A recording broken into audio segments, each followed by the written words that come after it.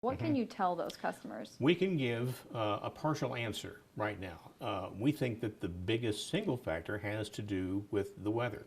If you compare the heating degree day difference between November of last year and December of last year, there were almost twice as much heating degree days that were accumulated in December as compared to November. November was very mild, and December was twice as cold, essentially.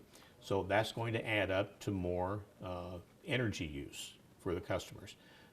The other statistic, let me just pause here and, yeah, okay.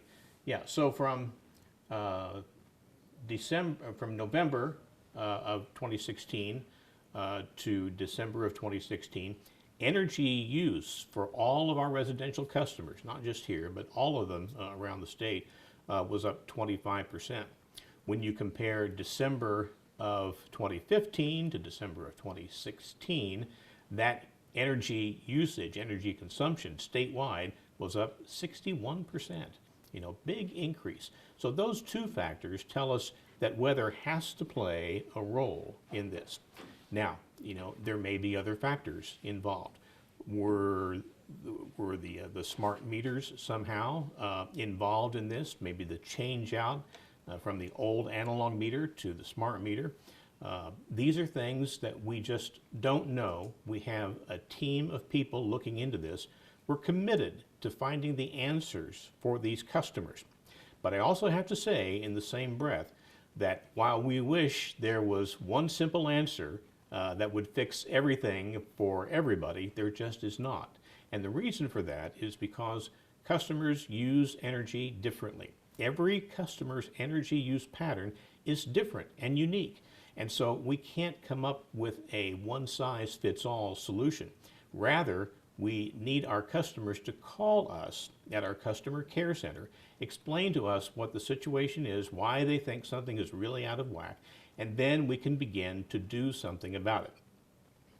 Okay, that answers, at least because you guys are saying there could be other factors when it comes to certain bills. There You guys could be. are not, I think a lot of the questions have surrounded these new smart meters. So you guys are not ruling out the fact that smart meters could attribute to some of these problems.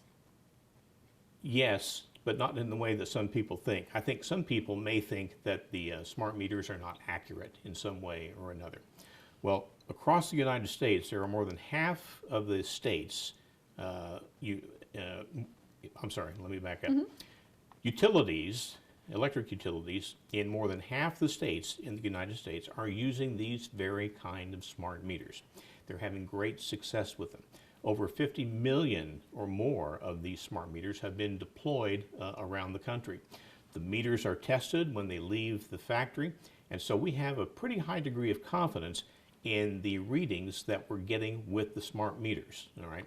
Now, if you take the smart meter data and then compare that to maybe the analog meter data, the old dial type of meter, then we may see that there are some differences that we have to try to account for. It's also possible that customers received an estimated bill in November, and then they got their next bill in December was an actual read. Well, if the November estimate was low, then in December, then we're going to make up for that and make up that difference. And playing devil's advocate here, I think what we've heard from a lot of customers who are saying, okay, if I was underestimated, why should I then pay for the mistake? Well, first of all, we don't consider estimated bills to be a mistake. There's a lot of different reasons why we might have to have an estimated bill for a particular customer. It could be weather related. There may be conditions where the meter reader is not able to access the meter. Maybe it's behind a locked gate or something. Or the safety of the meter reader may be in question. Maybe there's a dog or some other dangerous thing that prevents the meter reader from actually getting to the meter. A lot of factors there. So we don't like to do estimated reads all the time, but sometimes they're necessary. And then as soon as we can in the next billing cycle, then we go back and actually read the meter and the numbers that are on the meter.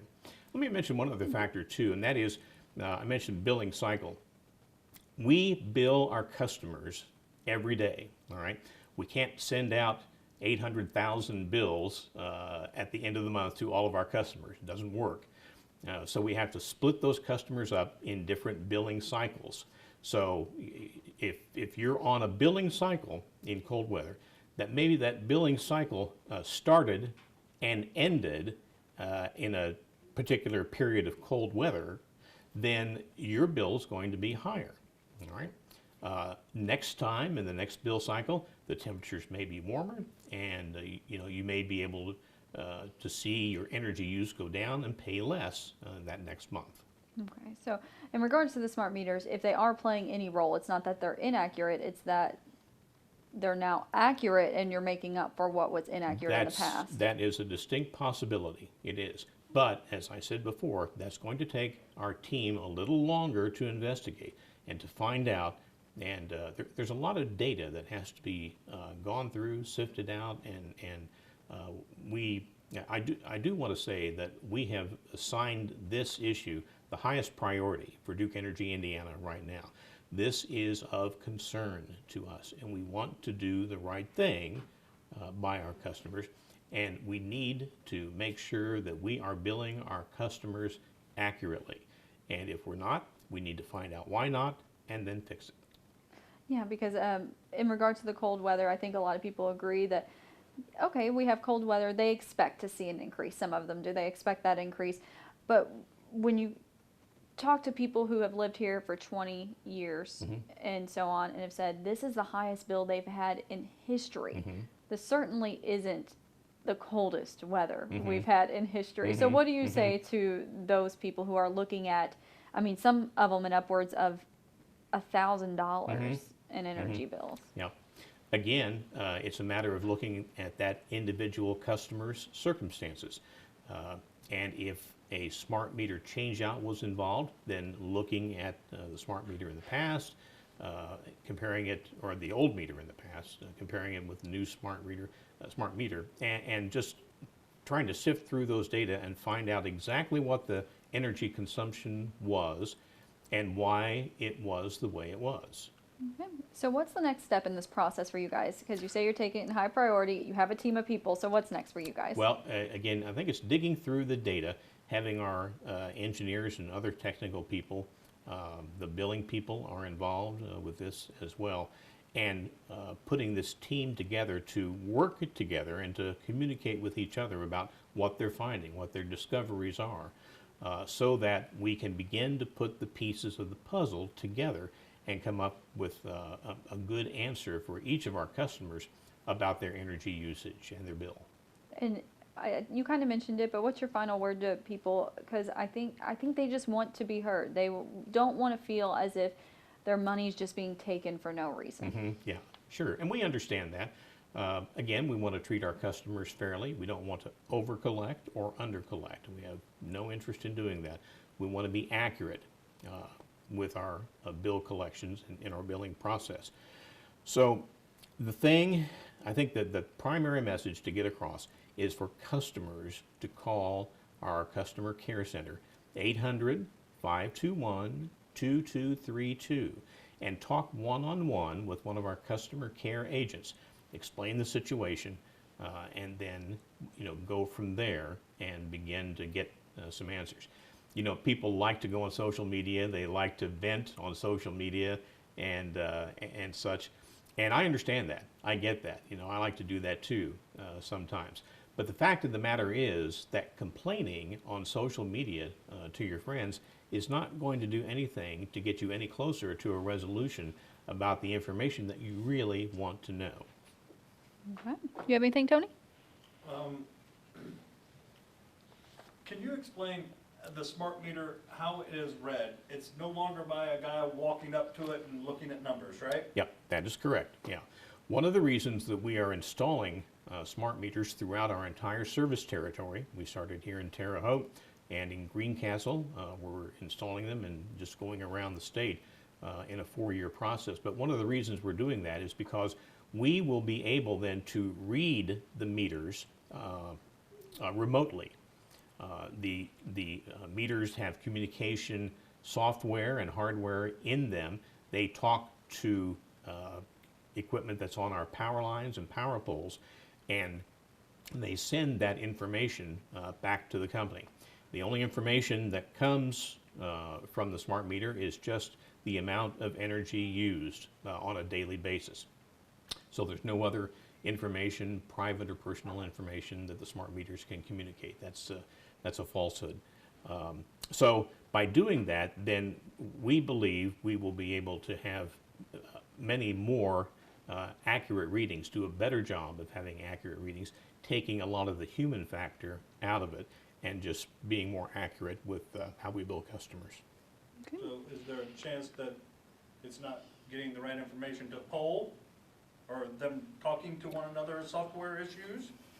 I think I would say that, again, going back to the fact that there have been so many of these meters installed in so many states, in so many utilities, that they're working well, all right? Now, no process or piece of equipment is perfect 100% of the time, all right? So, we understand that. We allow for that. If there's difficulties, then we try to spot them and figure them out and fix what needs to be fixed. But by and large, the vast majority of these meters and the communication systems work very well. How many customers are we talking about right now that are kind of having problems with Duke Energy and their billing? Well, I can't give you an exact number, but I do know that customers from different parts of the state have let us know about their concern with these high bills. And they're calling from areas that do not have smart meters yet. People north of Indianapolis in Hamilton County, some have called. Some have called from south central Indiana, near Seymour, Indiana. And so, different pockets around the state, we're getting calls from people all over, really. High volumes of people? It depends on the area, sometimes, So, I mean, to make it a high priority, I would assume we're talking about a substantial amount of people kind of calling and complaining about their bills. well, sure, yeah, exactly.